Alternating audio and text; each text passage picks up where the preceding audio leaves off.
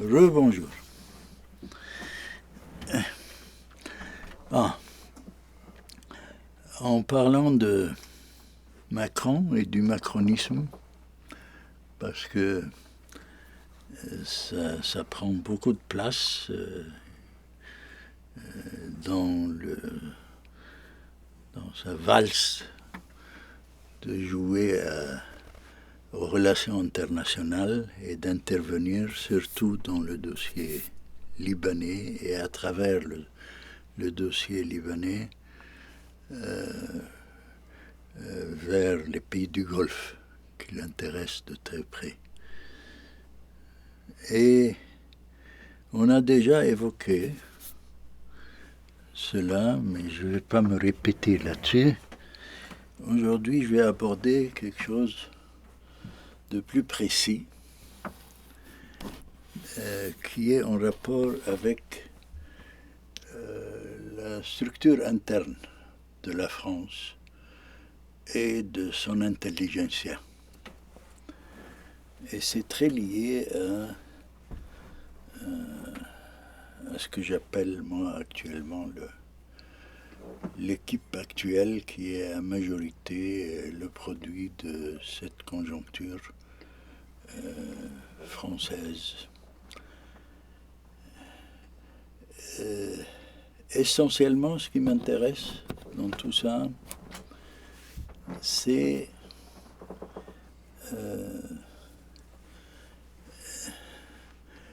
les nouveaux philosophes. Je vais dire pourquoi. Parce que, d'une part, on ne peut comprendre dans la conjoncture actuelle de la France comment un phénomène, je dirais deux phénomènes, le phénomène Sarkozy d'abord et le phénomène Macron actuellement, comment ces deux gars-là ont pu aboutir à la présidence de la République. Il y a, comme disait Shakespeare dans le temps, « There is something wrong in the kingdom of Denmark ». et même un philosophe qui s'appelle Alain Badiou, qui a sorti un livre. Je vais emprunter, moi, pour me poser la même question à propos de Trump, mais lui, il l'a fait sur Sarkozy. Ça s'intitule « De quoi Sarkozy est-il le nom ?» C'est-à-dire, il ne faut pas chercher midi à 14h, dire que Sarkozy, il est en prison actuellement, etc., il n'était pas correct et tout, ou de critiquer le personnage qu'on font beaucoup de médias de gauche à la Mélenchon, là, de voir les scandales de Macron. C'est une façon de psychologiser un problème qui est à l'origine politique. C'est-à-dire, dans des cas pareils, et ça s'applique actuellement à un Trump, c'est pas de mettre en relief la folie de tel ou tel, mais c'est de dire comment cette folie a eu les moyens d'arriver là où elle est. C'est parce que finalement, ce sont les Français qui ont élu et Sarkozy et Macron. Bon. Qu'est-ce que ça a à voir avec les nouveaux philosophes? On va en arriver petit à petit. Et qu'est-ce que ça a à voir, les nouveaux philosophes, avec le conflit israélo-arabe et avec le Liban? Commençons par le commencement. Il fut un moment en France où le Parti communiste à lui tout seul avait 22% des voix des Français. Et ça s'est rétréci à travers tout genre de conneries, comme la peau de chagrin, comme on dit. Je ne sais pas quel est le pourcentage actuellement du Parti communiste français dans les dernières élections. Je ne sais pas si ça existe encore, hein, c'est lamentable. Mais c'était l'époque où il y avait une alliance toujours entre le Parti communiste et les socialistes pour faire un front commun contre la droite, que la droite s'appelle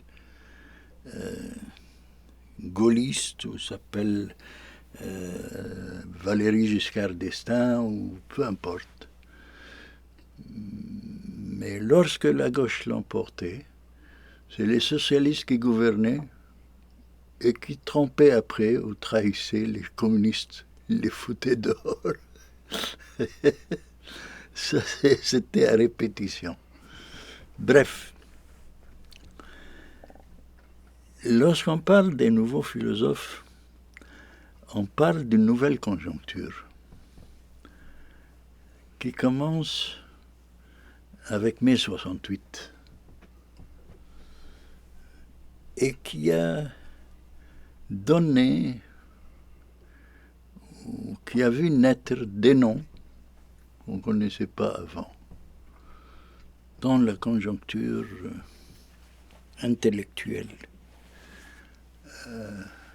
française de l'époque, qui était très riche.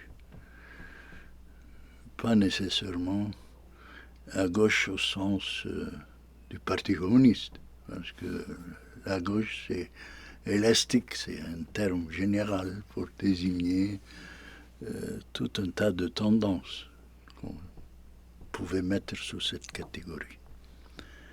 Bref, ce qui est né avec mai 68, à part les quelques philosophes déjà connus et qui sont connus au niveau international, surtout américain, par étant les leaders de la French Theory, à savoir Foucault, Deleuze-Guattari, Jean-François Lyotard et François Châtelet. Mais ce n'est pas eux, les nouveaux philosophes. Les nouveaux philosophes, c'est autre chose. C'est né d'une tendance, à l'occasion de mai 68, du courant qui se disait maoïste en France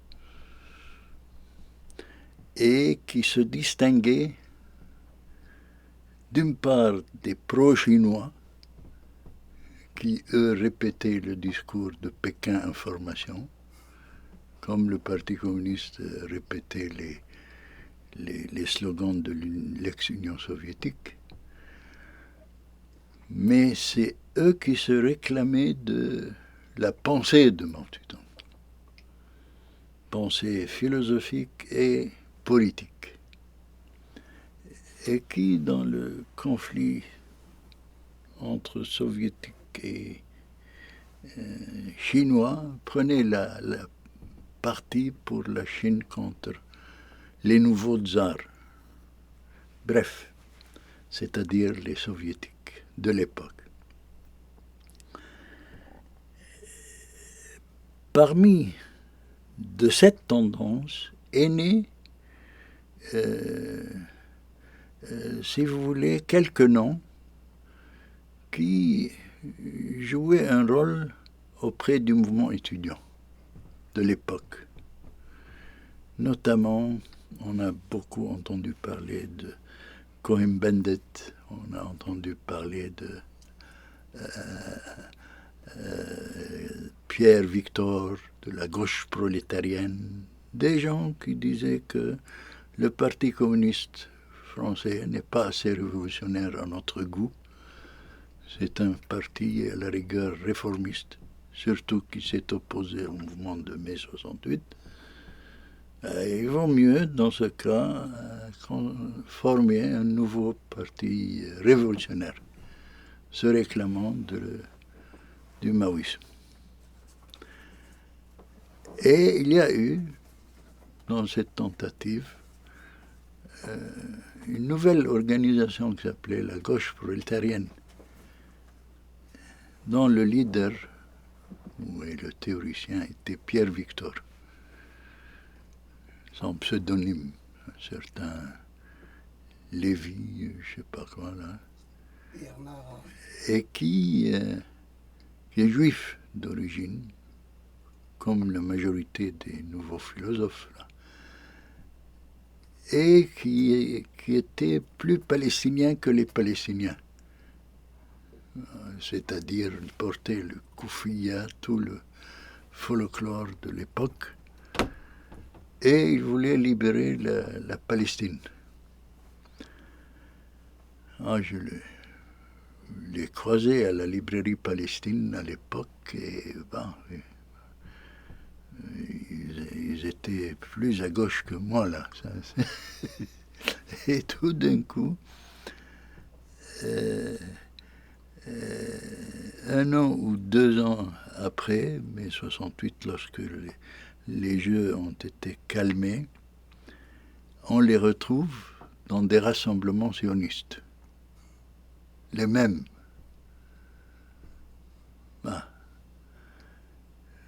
Notamment, ce qui m'intéresse de ces gens-là, c'est 3 noms.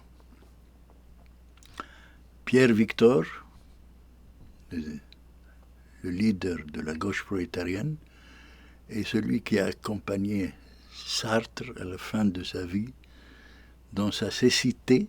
C'est lui qui lui parlait lui lisait les livres, et qui l'a induit dans des positions pro-israéliennes, consciemment, avec comme parrain de cette affaire Lévinas, le fameux. Ensuite, André Glucksmann, le père, pas le fils actuel, le gendre de Hassan Salami. Le père, André Glucksmann.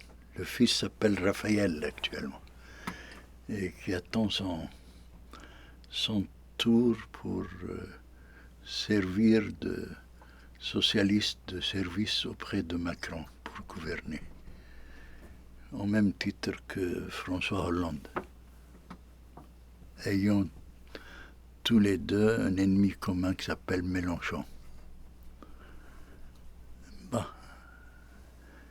Et le troisième nom, c'est Bernard-Henri Lévy, le fameux, qui a eu son dernier chèque du Qatar de $1 million pour services rendus en Libye. Il a joué un rôle apparemment dans le renversement de Kadhafi pour le compte de Sarkozy. Tout ça, c'est au nom des nouveaux philosophes. Donc, je soulève ici un aspect qui n'a pas été soulevé parce que ça, c'est des choses connues en France. Et depuis que M.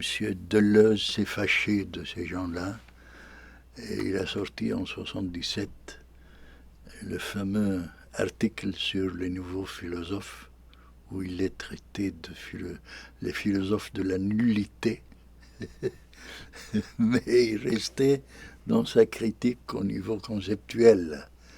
Et moi, je parle de l'itinéraire du parcours politique concret, là. Ce qui est plus intéressant. Alors, ces nouveaux philosophes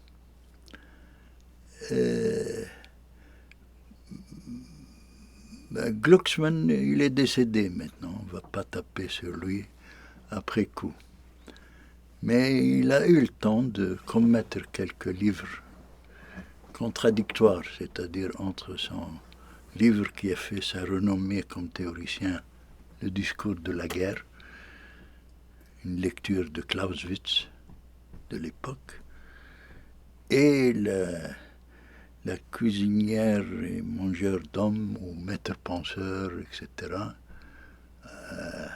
il y a de moins en moins de prétentions philosophiques.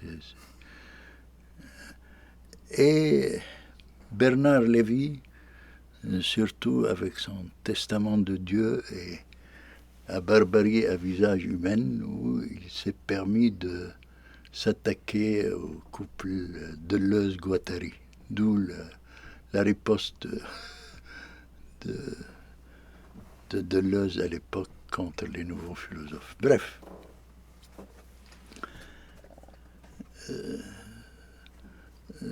Ce qui m'intéresse dans tout ça, c'est,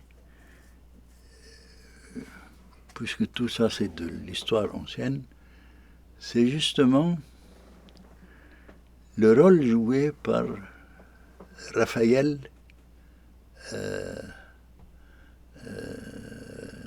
Glucksmann, le fils d'André Glucksmann, qui, député européen, il a emporté largement, et qui se positionnait dans la compétition d'être le leader de la gauche, et qui, lorsqu'il était question de faire un front commun en France par ce qu'on appelle le nouveau rassemblement populaire pour contrer la politique de Macron, c'est lui qui a mis les bâtons dans les roues pour avoir demandé à ce rassemblement de se prononcer sur Gaza, de condamner le terrorisme de Hamas sans mentionner le génocide commis par les Israéliens après, et qui était en train d'être discuté justement par le tribunal international présidé par Nawaf Salam. Et, chose bizarre, Bernard Lévy, c'est pareil dans ses discussions avec Villepin, il fait tout pour défendre Israël. Je ne vois pas en quoi M. Macron, qui est très lié à ces milieux-là, il s'en sert largement, avec la possibilité pour le reste de son mandat de convoquer Glucksmann pour être Premier ministre chez lui, pour couper la route devant la majorité du Rassemblement national populaire, là. Rassemblement populaire, excusez. Et dans quelle mesure les Libanais, et que je parle de l'élite là, qui embarquent dans la politique de Macron, je veux bien, moi, être contre Trump. Mais pour le compte de qui? C'est ça l'affaire, là. C'est-à-dire, j'ai donné l'exemple de Zelensky la dernière fois. C'est-à-dire que Macron s'est servi de l'affaire de l'Ukraine justement pour se donner un rôle européen, rassembler ce qui accepterait de se rassembler autour de la France dans un projet pour être l'égal de l'administration américaine dans ce conflit, étant donné que c'est un conflit européen. Mais à l'heure de la vérité, il se sert de tout le monde pour les lâcher. La preuve, il a lâché Zelensky. Et Zelensky n'a pas mis longtemps à comprendre que le bruit européen qui ont gueulé comme quoi il faut continuer la lutte en Ukraine, et c'est les Ukrainiens qui se battent. Et finalement, il a compris la question qui se pose. Pour moi, avec les philosophes du haririsme qui sont dans le gouvernement, les philosophes du nouveau haririsme, comment justifier leur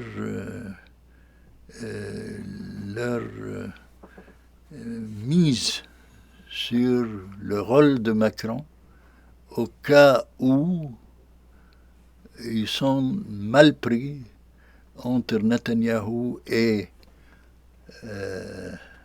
Trump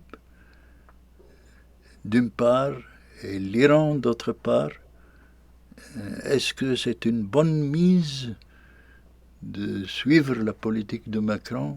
Parce que Macron, il fait ses intérêts à lui, là. Nous, qu'est-ce qu'on fait dedans?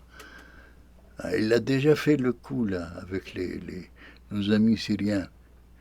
Ils ont eu 1 million de morts, les Syriens. Et lui, il a fait des congrès à Paris, de dire qu'il est l'ami du peuple syrien qui se fait massacrer par le dictateur Bachar al-Assad.